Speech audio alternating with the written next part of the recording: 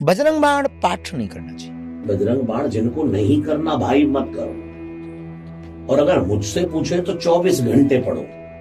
साथियों, जैसा कि आपने सुना, एक तरफ बागेश्वर धाम वाले धीरेन्द्र शास्त्री जी महाराज कहते हैं कि लोगों को बजरंग बाण का पाठ करने से बचना चाहिए, और वो इसका कारण बताते हैं कि बजरंग बाण में हनुमान जी को श्री राम की शपथ दिलाई गई है।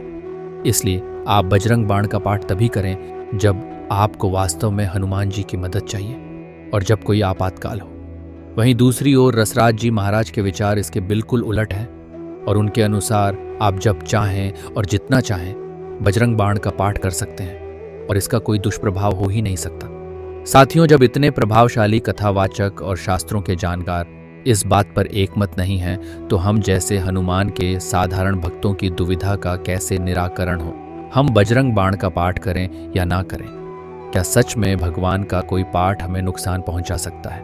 आइए पहले हम धीरेन्द्र शास्त्री जी महाराज और रसराज जी महाराज की इस संबंध में कही पूरी बात को सुनते हैं और उसके पश्चात समझने की कोशिश करते हैं कि आखिर एक साधारण हनुमान भक्त को क्या करना चाहिए। बजरंग बाण पाठ नहीं करना चाहिए जब तक यहां तक मुसीबत ना आ जाए। उसमें हनुमान जी को शपथ दी जाती है, सत्य शपथ करुणा निधान की। ये चौपाइयां जो है हनुमान जी को, हमें किसी से अगर हनुमान जी से प्रेम है तो शपथ क्यों? जब यहाँ से कुछ बात हो जाए, अभी अब आप हमारी इज्जत बचाने के लिए आपको कसम है, अब आप आ ही जाओ। एक आध बार ठीक है, पर बार बार तो बजरंग बाण के पाठ से ज्यादातर साधकों को बचना चाहिए। बजरंग बाण जिनको नहीं करना भाई मत करो, और अगर मुझसे पूछे तो 24 घंटे पढ़ो, और जो उसका पाप हो वो मुझे दे दो। बजरंग बाण क्यों नहीं पढ़ना चाहिए? क्यों? इसमें शपथ दी गई है, भगवान को शपथ दी गई है। ये तुलसीदास जी का नाता है हनुमान जी से, उनकी शब्दावली है। हनुमान जी को तुमने शपथ दी, उन्होंने ली नहीं। वो शपथ लेंगे जो तुम्हारा कोई अच्छा काम होगा। साथियों, अगर ध्यान से दोनों की बातों को समझा जाए तो हम कह सकते हैं कि धीरेन्द्र शास्त्री जी महाराज और रसराज जी महाराज दोनों ही अपनी जगह सही हैं। ऐसा मैं इसलिए कह रहा हूं क्योंकि अगर हमने सामान्य स्थितियों में बजरंग बाण का पाठ किया तो हनुमान जी तो सहायता के लिए आएंगे ही, क्योंकि हमने उन्हें श्री राम की शपथ दी है। और जैसा हम जानते हैं, हनुमान हमेशा श्री राम की भक्ति में लीन रहते हैं, और उन्हें राम की उपासना को छोड़कर हमारी किसी सामान्य समस्या के लिए आना पड़े, ये हमें भी अच्छा नहीं लगेगा।